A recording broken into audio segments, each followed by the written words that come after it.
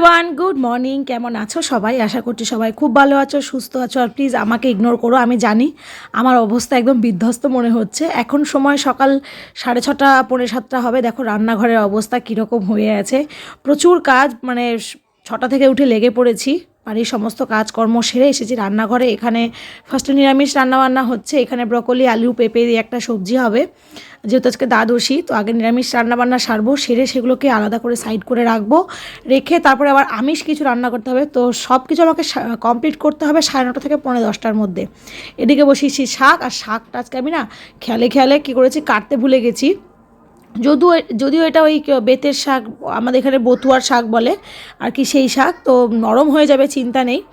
আর এদিকে তোমার অলরেডি আমার এদিকে কাঁচা কলা ভাজা, তারপরে মূলো ভাজা করা হয়ে গেছে, মেয়ের দুধ গরম করা হয়ে গেছে, ওদিকে আছে ডাল। তো এই হচ্ছে ব্যাপার, মানে বুঝতে পারছো এখন বাজে 6:45 কি 7টা, তার মধ্যে আমার এত কিছু সারা হয়ে গেছে, মানে কি আর বলবো। তো আমার অবস্থা এদিকে এক্সাইটেড আছি প্রচণ্ড, দিদাবাড়ি যাবো বলে কথা। আর সকাল সকাল এই একটা সুন্দর কমেন্ট, আমার ভিডিওতে যদিও কোনো কমেন্ট পড়ে না, হঠাৎ একটা পড়ে। তো এই কমেন্টটা আজ সকালবেলায় আর কি ফোনটা খুলে দেখলাম, তো মনটা কি বলবো দারুণ হয়ে গেছিলো আর কি। খুব ভালো লাগে, ভালো তো লাগবে বলো। আমি এত কষ্ট করে, আমি না সবাই ভিডিও করে, তো তার মাঝখানে এরকম একটা কমেন্ট পেলে কিন্তু এটা অনেক বড় জোর পাওয়া যায় আর কি। তো এদিকে নিরামিষ রান্নাবান্না কমপ্লিট, পেঁপে দিয়ে আলু ব্রকলির তরকারি, ভাজা, ডাল, শাক। এবার এগুলোকে সুন্দর করে সাইডে ঢেকে রেখে আমিষ রান্নাগুলো বসাবো। এখানে প্রেশার কুকারে ডিম আর আলু, হাঁসের ডিম আর আলু বসিয়ে দিয়েছি। এদিকে পাবদা মাছটা লবণ হলুদ মাখিয়ে রেখেছি। এখানে চিকেনটা আগের দিন রাত্রে দাদা এনে ধুয়ে লবণ হলুদ তেল সব মাখিয়ে রেখেছিল ফ্রিজে, এটা বের করে রেখেছি।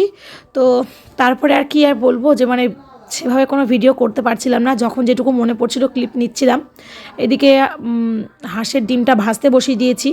তো সত্যি কথা বলতে এমন নয় যে হাজব্যান্ড রান্নাবান্না করতে পারে না, বা আমি এক জায়গায় চলে যাব বলে আমাকেই রান্না করে দিয়ে যেতেই হবে। হাজব্যান্ড আমাকে বারবার বারণ করেছিল, গতকালকে ছিল একাদশী, যে উপোস করে কোনো দরকার নেই এইসব করার। তারপরেও কি বলো তো, মানে একটা খারাপ লাগে না যে ও থাকবে, কাজ আড়ত করবে, আড়ত করে এসে আবার এদিকে রান্নাবান্না করবে তবে খাবে। তো সেই জন্য ভাবলাম রান্নাবান্না করে দিয়ে যাই। এমনিতে আমার হাজব্যান্ড মানে কি বলবো, বাড়ির কাজের A to Z, মানে ঘর মোছা, বাসন মাজা, কাপড় কাচা, রান্নাবান্না করা সবই পারে। ছোটোবেলা থেকে মা ছাড়া মানুষ হয়েছে, তো তো সব কিছুই জানা আছে, শেখা আছে ওদের দুই ভাইয়েরই। তারপরেও আর কি নিজে থেকে আমি করে গেলাম যতটুকু পেরেছি আর কি। নিরামিষগুলো তো আজকে লেগেই যাবে, আর একটু চিকেন, মাছ আর ডিমটা করে গেলাম। 3 দিন চলুক, তারপরে মনে হয় হাজব্যান্ড 1 দিন 2 দিনের জন্য যাবে হয়তো। তো তখন তো ওখানে খাওয়া দাওয়া করবে, আর বাদ বাকি ওর যেদিন ইচ্ছা হবে সেদিন নিজে রান্না করেও খেতে পারবে। তো বকবক করতে করতে এদিকে তোমার বসিয়ে দিয়েছি চিকেন। তার আগে হাঁসের ডিমটা হয়ে গেছে, চিকেনটা আগে ভেজে নিয়েছি। ভাজার পরে এখানে নতুন আলু তো না, কি এগুলোকে পুরনো আলু বলে মনে হয় নাকি, এই আলুগুলো খেতে আমার বেশি ভালো লাগে আর কি। হাজব্যান্ড খুব একটা পছন্দ করে না, তো নতুন আলু যেগুলো ছিল সেগুলো না শেষ হয়ে গেল। মানে ফুলকপি ব্রকলির তরকারিতে, ব্রকলির তরকারিতে, আর ওদিকে পাবদা মাছে হাঁসের ডিমে দিয়ে ওগুলো শেষ হয়ে গেল। তো এই আলুগুলো ছিল, ভালো আমি এগুলো দিয়ে করে দিই। তো ওখানে আলুগুলো ভেজে তুলে নিয়েছি, তারপরে দিলাম কয়েকটা দারচিনির টুকরো দিয়ে, এলাচ আর দিইনি লবঙ্গ, ওগুলো হাজব্যান্ড খুব একটা পছন্দ করে না, দারচিনির গন্ধটাই ওর নাকি ভালো লাগে। তো সেই জন্য এখানে একটু রসুন থেতো করে দিয়েছি, আর দিয়েছি পেঁয়াজ কুচি, টমেটো, এগুলো আর বাটিনি, এভাবেই দিয়ে দিয়েছি। এবার এগুলো ভাজা হয়ে হালকা নরম হয়ে আসলেই মশলাপাতি দিয়ে তারপর চিকেনটা কষিয়ে রান্না করব। 2 দিন থেকে লাস্ট 2 দিনের ব্লগে তোমরা শুনছো ঘুরতে যাচ্ছি। তো কোথায় যাচ্ছি আমার দিদার বাড়ি, এখানে কাছেই, গঙ্গারামপুর। এটা ওই যারা বালুরঘাট চেনো তারা জানবে হয়তো, যে বালুরঘাটের আগে গঙ্গারামপুর পড়ে। তো সেইখানে আমার দিদার বাড়ি, একদম প্রপার গঙ্গারামপুরে নয়, একটু ভেতরে যেতে হয়। তো দিদার বাড়িতে মামা আর কি, মামাদের সবাই ওই যে অষ্টপ্রহর কীর্তন হয়, বাড়ির অনুষ্ঠান। তো এই সময় ফ্যামিলির প্রত্যেকটা মেম্বার আর কি, যত বোন, দাদা, বোন, ভাই, বোন, মানে যত যে আছে সবাই আসে, ভীষণ মজা হয়। তো আমি তো ওখানে যাওয়ার পরে তোমাদের সঙ্গে সমস্ত ভিডিও চেষ্টা করব শেয়ার করার। ওই যে আমার হয় বাড়ির বাইরে কোথাও চলে গেলে তখন আর মনে থাকে না ভিডিও করার, তবুও চেষ্টা করব যতটা পারি ভিডিও করব, তোমাদের জন্য শেয়ার করব। এর আগে যখন আসতাম তখন তো এইভাবে ভিডিও করতাম না, তখন হঠাৎ হয়তো 7 দিন 10 দিনে একটা করে ভিডিও করতাম, একটা করে রিলস করতাম, সেটা ছাড়তাম।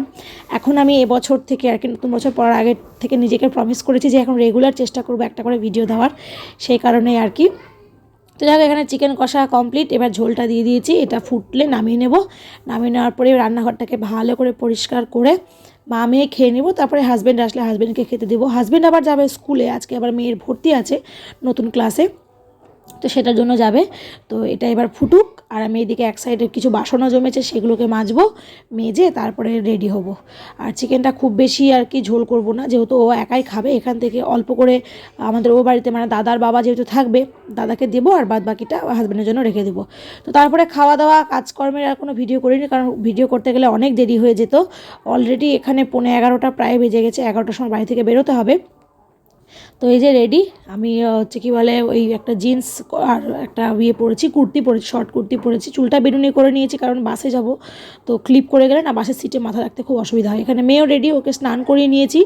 বলা যায় না, ওদিকে গ্রামের দিক তো কীরকম কী ঠান্ডা থাকবে, হয়তো গিয়েও স্নান করাতে পারবো না, বা তারপরের দিন যদি স্নান না করাতে পারি, সেই জন্য লাগেজপত্র সমস্ত কিছু রেডি। চলো এবার বেরিয়ে পড়ি, আর তর্স হয়েছে না। 2 বছর পর আমি যাচ্ছি দিদার বাড়ি, আমি একটু বেশি এক্সাইটেড। ওই যে 2 বছর পর যাচ্ছি, যত যাই বলো দিদার বাড়ি এমন একটা জায়গা যেখানে আমার মনে হয় না পৃথিবীর কোনো বাচ্চা, সে যত বড়ই হয়ে যাক না কেন, কোনো বাচ্চা মানে বিরক্ত বোধ করে বা পছন্দ করে না দিদার বাড়ি যেতে। ওই সিটে বসে আছে মা, মেয়ে আর মাসি, আর ভাইকে আমি এদিকে নিয়ে বসেছি, কারণ ওখানে মাঝখানে বসে না খুব বিরক্ত করছিল ওদেরকে, আর যেহেতু আমাকে একটু একটু ভয় পায়, ওই জন্য আমার পাশে ওকে বসিয়ে নিয়েছি। 5 জনের 5টা সিট নিয়ে নিয়েছি। এবার দিদার বাড়ি যাওয়া যাক। নেমে পড়েছি বাস স্ট্যান্ডে, গঙ্গারামপুর বাস স্ট্যান্ডে। এবার এখান থেকে একটা টোটো নেব, টোটো নিয়ে যাবো দিদার বাড়ি। তো এই যে বাস স্ট্যান্ড পুরো ফাঁকা, এখানে একটা একটা করে বাস আসে, দিয়ে দিক থেকে বেরিয়ে যায়। আর তারপরে ও স্টেশন বলছি সরি, বাস স্ট্যান্ড থেকে বেরিয়ে বসে পড়েছি টোটোতে। চলেও এসেছি প্রায় দিদার বাড়ির কাছাকাছি, একদম বাড়ির দুয়ারে টোটোটা যাবে, যেহেতু আর অনেক ব্যাগপত্র আছে তো সেই জন্য। আর যেদিকে তাকাচ্ছি এখন তো শুধু হলুদ আর হলুদ, আর মেয়ে আর ভাই খুব এক্সাইটেড, গ্রাম, পুকুর, জল, মাঠ, মানে সব কিছু নিয়ে। আর আমার তো মানে কী বলবো, আলাদা একটা ফিলিংস কাজ করছে, সেই ছোটোবেলা থেকে এত স্মৃতি, দিদার বাড়ি এত ভালো লাগা। আর লাস্ট বছর আমি আসতে পেরেছিলাম না, তার আগের বছর এসেছিলাম, মানে 2 বছর পর আবার আসছি।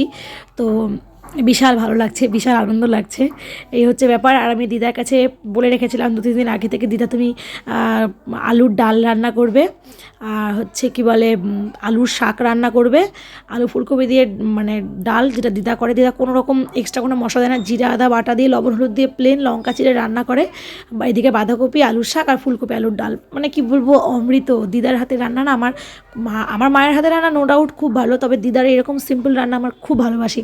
আর ব্যাকগ্রাউন্ডটা প্লিজ তোমরা ইগনোর করে, বুঝতেই পারছো গ্রামের বাড়ি, চাষি বাড়ি, ধান সর্ষে এগুলো বাড়িতে সবসময় থাকে, পেছনে ওগুলো ধানের বস্তা। তো চলো খাওয়া দাওয়া করে নিয়ে একটু রেস্ট করবো, অনেক ভোরে উঠেছি। তো ভিডিওটা এই পর্যন্ত রাখছি, সবাই খুব ভালো থেকো, সুস্থ থেকো, ভিডিওটা ভালো লাগে লাইক করে দিও, চ্যানেল নতুন প্লিজ আমার চ্যানেলটাকে সাবস্ক্রাইব করে দিও।